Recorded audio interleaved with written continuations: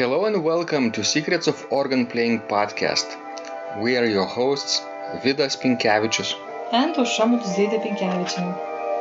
We've been mastering secrets of organ playing for more than 20 years and sharing them on this blog since 2011. On this show, which we create from our home in Vilnius, Lithuania, we strive to help you grow in every area of organ playing, including practice, technique, repertoire, sight reading, hymn playing, improvisation, composition, music theory, harmony, and many others. Our hope is to help you become a complete musician, or what we call as total organist, a program which we have created to help you reach your dreams faster than you would do on your own. If you are new here, we invite you to subscribe to receive free updates of this blog at organduo.lt. By subscribing, you will also receive free video how to master any organ composition and 10-day organ playing mini course. And now let's go to the podcast for today. Let's start episode 536 of Secrets of Organ Playing podcast. This question was sent by Kirk and he writes, Vidas, it has been a long time since I've written you. How are you doing? I'm working out of Marcel Dupre 79 Chorales for organ. Talk about working on coordination. For me to do them, I'm practice between 50 to 60 metronome beats per minute. And if I mess up, I go to the measure and practice at least 10 times just to start. Question besides having a teacher, how can a self-taught organist become proficient and get to the master level of the organ? Well, Aušra, I guess our website is all about being self-taught and getting help not from a physical teacher but from online sources, right? Yes, true. If I would be, in Kirk's shoes and I would like to, to learn organ, to play organ, to be proficient, I would, gather information that I need. Let's see, from our website or in general, books, and get the scores that I need. Then I would, keep working and, following those, guidelines. And then, of course, I would record my work and listen back to it. Because, I would have to be a teacher for myself, so I would have to listen to my recordings and be critical about them and, then try to improve them. But of course, it's always nice when somebody else, listens to your recordings and criticizes you. Then you need to have a teacher, online teacher, right? Yes, online teacher. Get online coaching. I guess with technology today, it's possible to live in one side of the world and be taught on another side of the world, or get access to a teacher if you're living in an area without teachers, right? It's all about just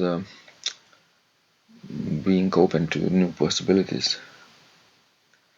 But as he says, practicing each measure 10 times at least to improve and avoid mistakes, it's a good start. Yes, it is. Although I myself never count how many times, I have practiced certain measure or certain spot. I'm not a number person, so if I would have to count each time, how many times I have played certain measure, I would just give up practicing at all. There are all kinds of people who prefer methodical learning, counting the repetitions. Some don't because it's boring for them. Some prefer scales and arpeggios and exercises. Some want to go straight to music. I think a person has to choose whatever works for them and stick with it. Any method will work.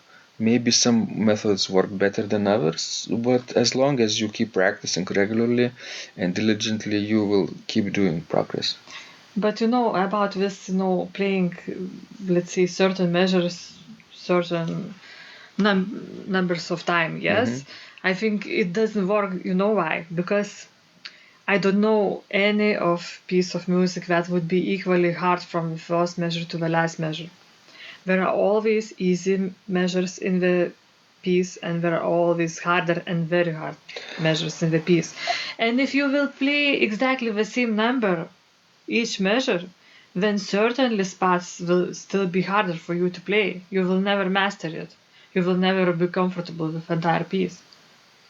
But I can write to you equally well-designed measures, and you can practice them 10 times. No, thank you.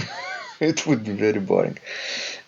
For example, I'm practicing right now the two Bach's chorales from 18th grade chorale preludes or Leipzig collection. Nun kommt der Heidenheiland, BWV 660 and BWV 661. And at first I started really counting repetitions and being very methodical about that. But after about third day, I understood that it won't last with me, this kind of method, because I'm not a beginner anymore and I can master things naturally, freely. And now I'm just enjoying myself and still making progress. Would you say, Osha, this is more beneficial to my situation? What, counting or not counting? Not counting. I think it's more beneficial. But for some people, they do like to count, you know. They do want to feel the need to see a progress. Maybe they don't understand if they're playing better or not, but if they count the number of repetitions, they feel that they're progressing. It's maybe a different thing. But still, you need to work on some spots more than on the others. Because believe me, for example, now I'm sort of repeating the Wache auf from Bach's Schubler collection. Yes. This famous C flat major, which is the work that Bach himself redone from his Cantata 140. This is BWV 645 in Schubler's collection. Yes, and it has this common form for most of the Lutherans chorales.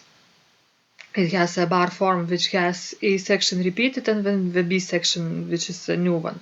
Bar meaning like B-A-R, right? The word. Yes, B-A-R, and it has, if I would have to draw a form of it, it would be like A, and B. So you have the A section repeated. And B is usually longer than A. Yes, that's right. And because I don't have much time to practice, so usually I play it, once a day. And now, after practicing it for 3 weeks, I noticed that, that A section goes just so well. Because? Because I play it twice, because that's how the music is written. But the B section is much harder now. And longer. So naturally, if you repeat some things more times, you learn it. You learn it better than other spots. Yeah. So I hope Kirk will take advantage of that. It will take advantage of our courses that we have to offer, because you can only learn so much from those free conversations that we provide. And if he needs more specific guidance, we have many trainings and programs and scores with fingering and pedaling, which will save him tons of time too. Thanks, guys. This was Vidas. And Osha. Please send us more of your questions. We love helping you grow. And remember, when you practice, miracles happen. This blog is supported by Total Organist, the most comprehensive organ training program online.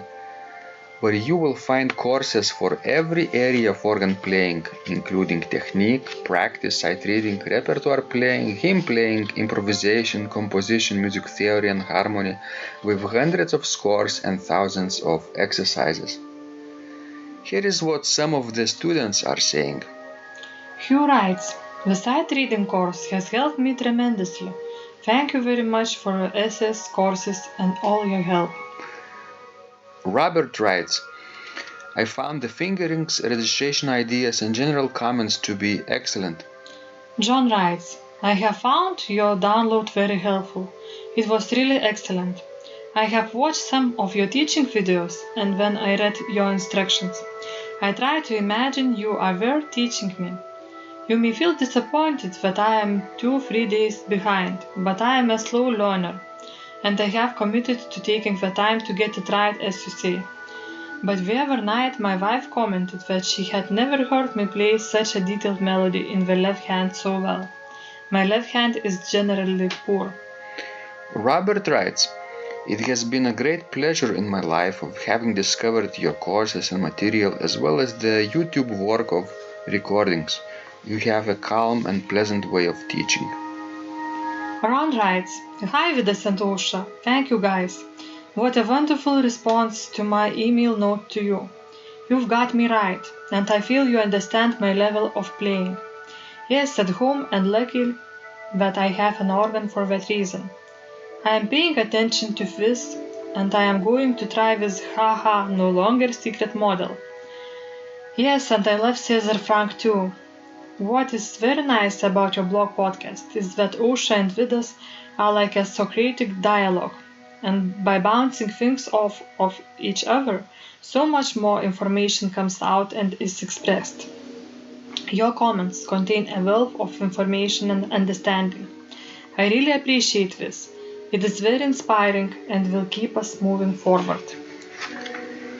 Would you like to receive the same or even better results that our students are getting? If so, join them at organduo.lt/total-organist. And of course, you will get the first month free too. You can cancel anytime. Also, if you haven't yet subscribed to receive free updates of this blog, make sure you do that at organduo.lt. By subscribing, you will also receive free video, how to master any organ composition, and 10-day organ playing mini course. This was Vidas. And Osha from Secrets of Organ Playing. And remember, when you practice, Miracles happen.